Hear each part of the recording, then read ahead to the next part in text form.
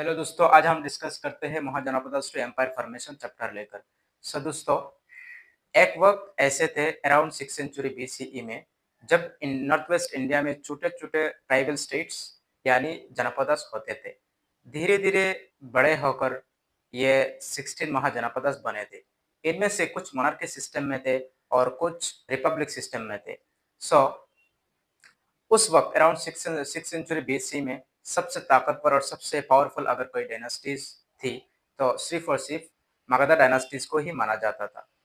लेकिन मगध डायनास्टीज़ इतना पावरफुल और इतना तरक्की याफ़्ता और इतना स्ट्रॉन्ग कैसे बने थे, उसका भी हमें कुछ बेसिक बेसिक रीज़न मिलती है। तो जो बेसिक रीज़न है, उसका ज्योग्राफिकल रीज़न, बेसिक जो रीज़न है geographical reason, reverse for trade and strong rulers etcetera. तो उन सब कारणों की रीज़नों की वजह से मगध डायनास्टीज़ को इतना पावर और इतना ताकत मिली थी और इतना तरक्की याफ़्ता उन लोगों ने किए थे।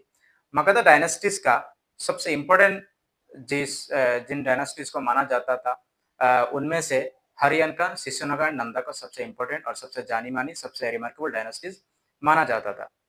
सो उस वक़्त ही अराउंड 6 सेंचुरी बीसीई में ही बाहर से भी इन्वेशन आए थे, जैसे कि पर्शियन इन्वेशन एंड ग्रीक इन्वेशन।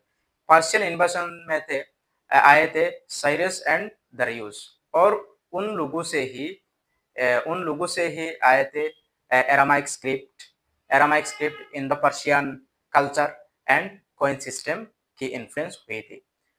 पर्शियन इन्वेशन के बाद और एक इन्वेशन आए थे, ग्रीक इन्वेशन, जिनमें अलेक्जेंडर द ग्रेट थे। अलेक्जेंडर द ग्रेट आए थे, आकर किंग पोरस से उसने लड़ाई की, लड़ाई करके किंग पोरस को उसने हराया। लेकिन हराने के बाद अलेक्जेंडर द ग्रेट की जो आर्मी थी, अलेक्जेंडर द ग्रेट की आर्मी ब्यास रिवर के आगे तक नहीं गई और वापस चली गई। वापस चले जाने के बाद नॉर्थ वेस्ट इंडिया में एक पॉलिटिकल वैक्यूम बना था। लेकिन उस पॉलिटिकल वैक्यूम को यूज़ करते हुए चंद्रगुप्त मौर्य ने चाणक्य की मदद से नंदा को हराकर एक नए मौर्य एम्पायर एस्टैब्लिश किया।